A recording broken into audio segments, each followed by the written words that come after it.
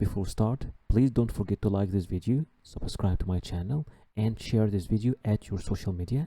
And if you have any question or inquiry, you can write it down there in the comment section or contact me directly at my Instagram. So if we look together at the visa policy of Bhutan, just click over this link over here. This page will appear in front of you and it will show you the visa policy map of Bhutan. And as you can see, only India can travel to Bhutan. India and some few countries can travel to Bhutan because India, they signed a freedom of movement agreement with Bhutan, and other countries like Bangladesh and Maldives can travel to Bhutan without any need for any visa. For the rest of the world, you will have to apply for visa before traveling to Bhutan. To download the visa application form for Bhutan, just click over this link over here. This page will appear in front of you and click here.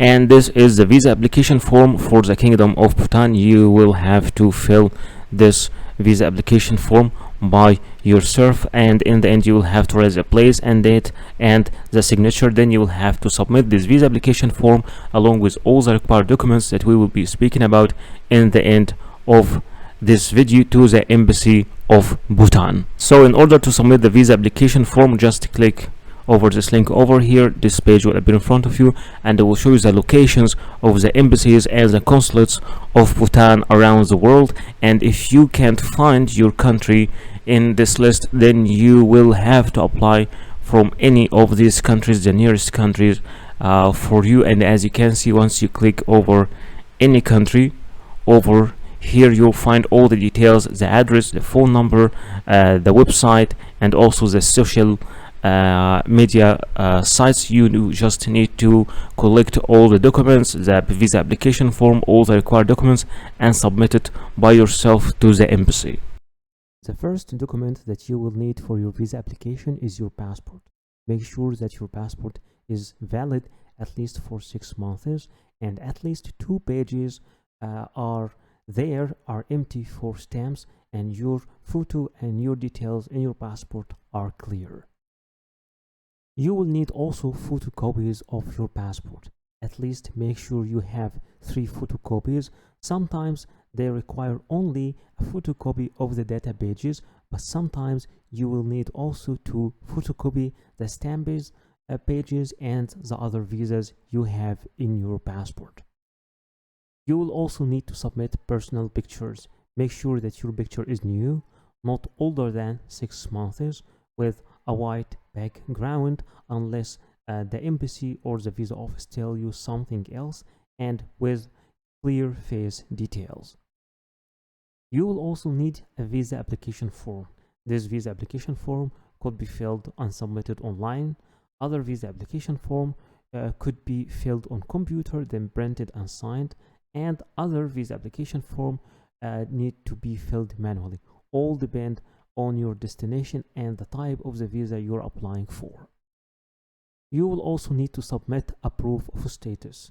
If you are an employee, then you will need to bring an HR letter from your company, and this HR letter should be signed and stamped with all the details of your company and your position in the company, and stating your salary as well. If you are a business owner, then you need to submit all the documents that you have that can prove that you own a business. If you're a student, then you will need to ask your university to give you an admission letter. If you're a minor, then your father and mother, your parents, should be approving your travel by giving you a letter signed by them. If you are jobless, then try to approve your means of funds.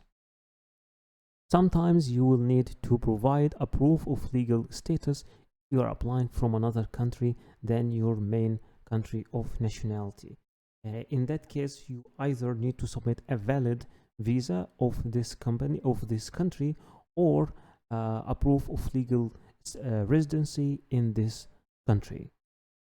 You will need also to submit a bank statement as a proof of funds. It should cover the last 6 months movement of your account, and it should be signed and stamped by your bank.